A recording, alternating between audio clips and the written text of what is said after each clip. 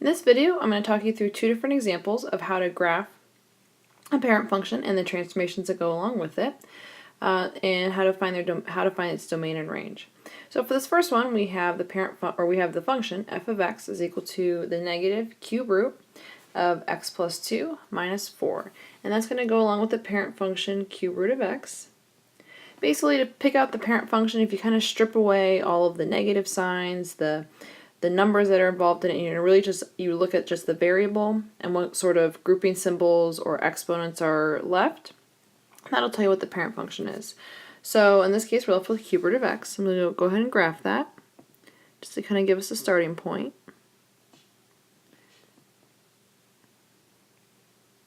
Then from here, we're going to list out the transformations and kind of adjust the graph as needed. So when you first look at this, you have this negative on the outside. That negative on the outside is going to reflect your graph over the x-axis. So it's going to take every coordinate and just kind of flip it upside down. So the origin is going to stay put. That doesn't get reflected over the x, but for these points farthest to the left, negative 8, negative 2 is going to reflect to become negative 8, positive 2. Negative 1 is going to reflect over the x-axis to become negative 1, positive 1. And the same thing is going to happen over here on the right. 1, 1 is going to become 1, negative 1. And 8, 2 is going to become 8, negative 2. So all of the y coordinates have changed sign. That's the first step. The next one, we're going to look at the other two transformations that we have. So we have plus 2, which is going to move it to the left 2. And then that minus 4, which is going to move it down 4. Now generally with the left, right, up, and down movements, you'll just do those at the same time, because I think they're pretty easy to kind of do all in one step. Before I do that, I'm going to go back to the graph, and I'm going to erase the parent function, just so we only have one graph we have to worry about, which is that teal one, because we've already transformed the parent. So now when we go back and look at this graph, if I move every point left 2 and down 4, I'm going to start up here, top left, left 2, down 4.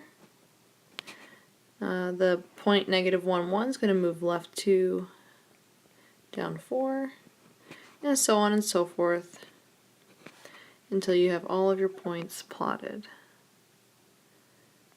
You can always, if you have the use of your graphing calculator, you can always double check these by graphing this function, the function that you're given, f of x is equal to negative cube root of x plus 2 minus 4, and double checking in the table that where those key points ended up is where you have them plotted on your graph.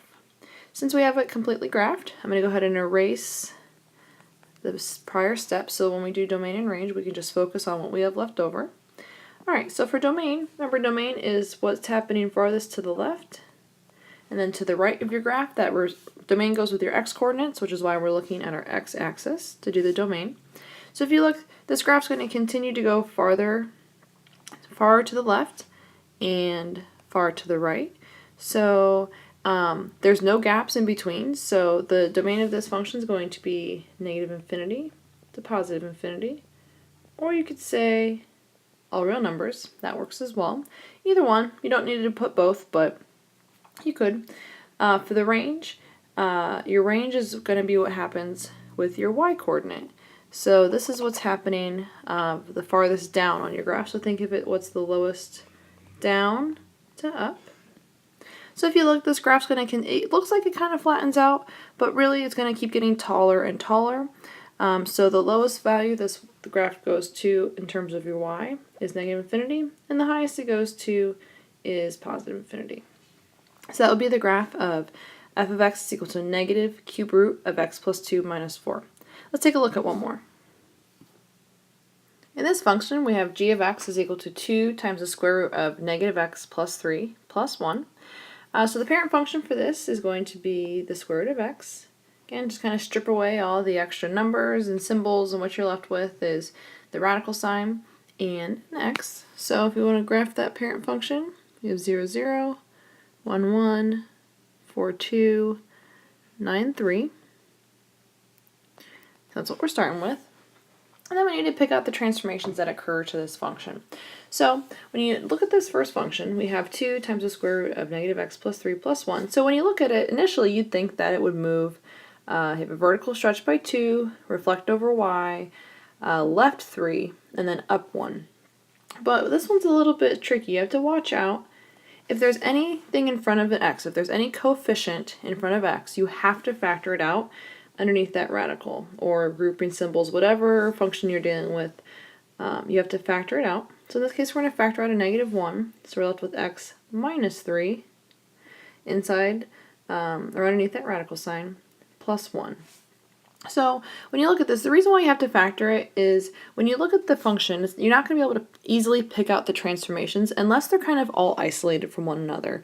So by pulling out that negative 1, we've kind of separated out that that's a reflection, and then it actually moves to the right 3. So you want to double check that. It's a really easy thing to overlook, but if you kind of graph this in your calculator to double check and to verify as you go, hopefully that's something that you'll catch if you don't see it right away. Alright, so let's go ahead and start with, the 2 on the outside. That 2 is going to be a vertical stretch by 2. So if we look at our graph, it's going to take each point and kind of pull it 2 times as far away from the x-axis as it already is.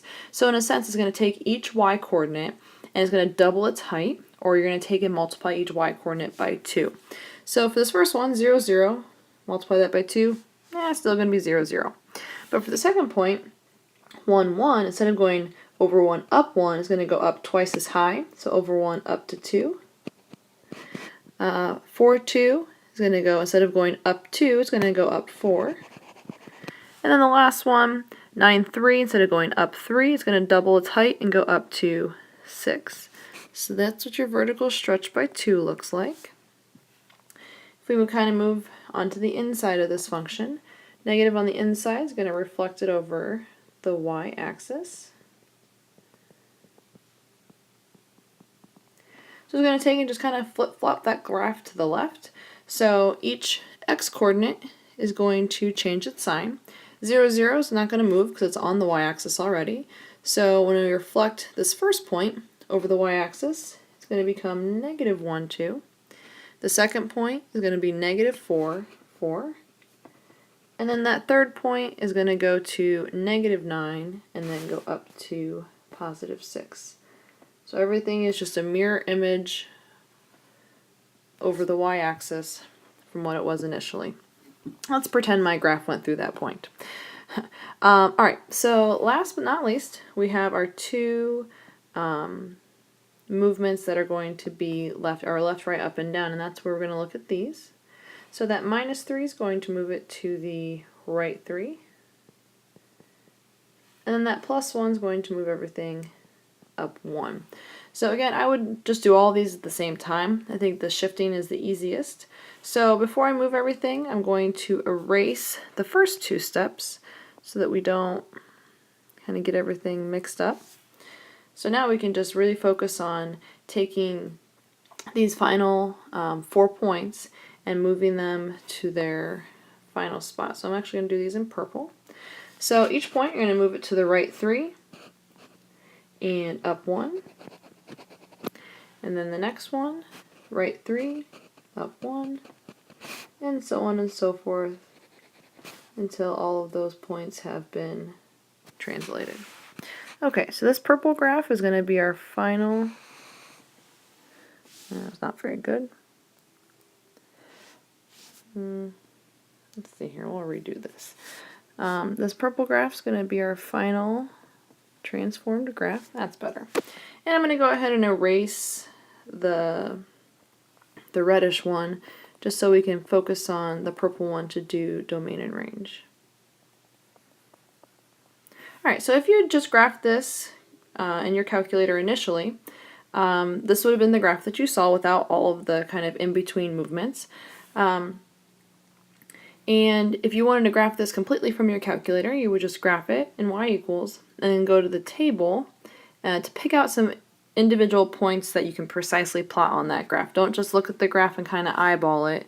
to see, oh yeah, it looks pretty good there, and just kind of sketch it in. You really need to have those key points drawn on the graph as I have done them here.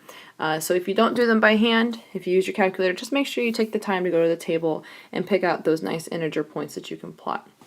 Alright, so for domain, remember domain is left to right. So the farthest to the left point this graph's going to go is negative infinity, because it goes forever and ever and ever off onto that, into the left direction.